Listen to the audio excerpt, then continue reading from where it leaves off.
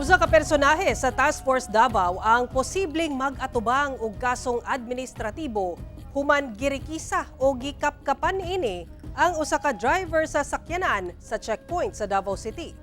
Atong sayro ng detalye niini sa live report ni Jandy Esteban. Jandy. Sara, na ngayong dispensa ang 10th Infantry Division sa gihimo sa personahe sa Task Force Davao. Sumala nila nga plain view doctrine lang yun ang pwede himuon sa checkpoint. Screenshot kini sa viral video online nga karon gidilit na sa usa ka personahe sa Task Force Davao nga pugsanong nagpanaog sa driver sa sakyanan ato sa checkpoint sa Lasang Davao City. Misaysay pa kini og Miranda doctrine sa driver. Miani kini og pagsaway sa publiko sanglit plain view doctrine lang dapat ang ipatuman sa mga checkpoint. Ang 10th Infantry Division o 10th ID aminadong sayop ang gihimo sa ilahang sakop nga miyembro sa CAFGU o Citizen Armed Forces Geographical Unit.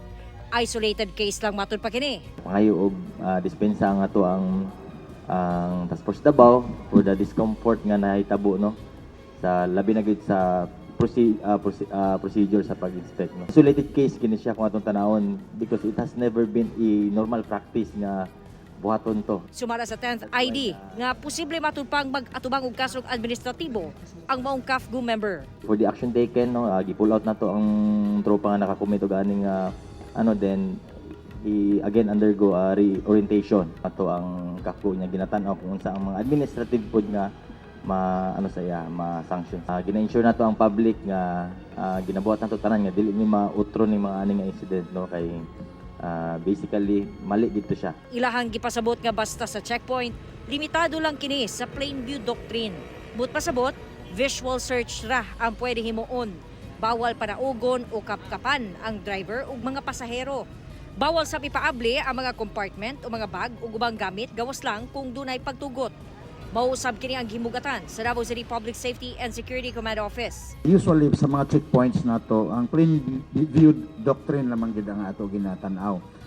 Unless with the consent of the driver or kung kinsa ang naa din na sa sakyanan, musugot siya nga i-open ang compartment. Or even siguro mga belongings kung naa siya pagtugot. But then again, balik ta sa basic, plain view doctrine lang kita.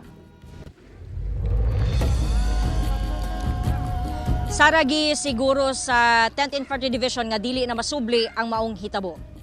Sara. Okay, daghang salamat, Jandy Esteban.